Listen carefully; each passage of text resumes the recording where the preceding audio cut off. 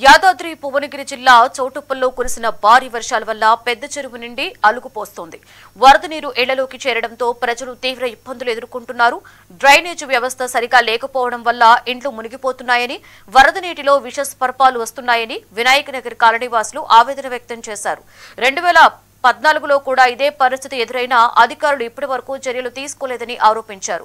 ఈసారి చెరువు మళ్లీ నిండడంతో ప్రభుత్వ కార్యాలయాలు నీట మునిగాయి అన్నారు.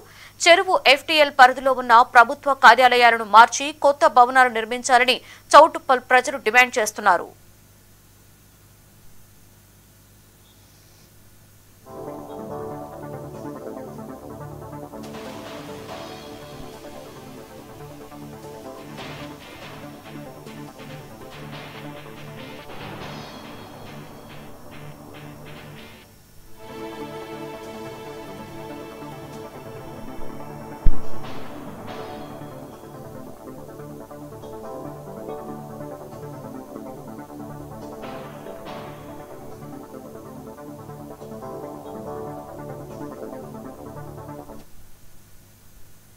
అదృశ్యమైన అస్తవ్యస్తంగా ఉంది. పెద్ద చెరువు నుంచి చౌటుప్పల్ ఊర చెరువులోకి వచ్చేటువంటి భారీ వరదని తట్టుకోవాలంటే ఇక్కడ డ్రైనేజ్ వ్యవస్థ పూర్తిగా అస్తవ్యస్తంగా పెద్ద చెరువు నుంచి చౌటుప్పల్ ఊర చెరువులోకి వచ్చేటువంటి భారీ వరదని తట్టుకోవాలంటే ఇక్కడ డ్రైనేజ్ వ్యవస్థ పూర్తిగా అస్తవ్యస్తంగా ఉంది.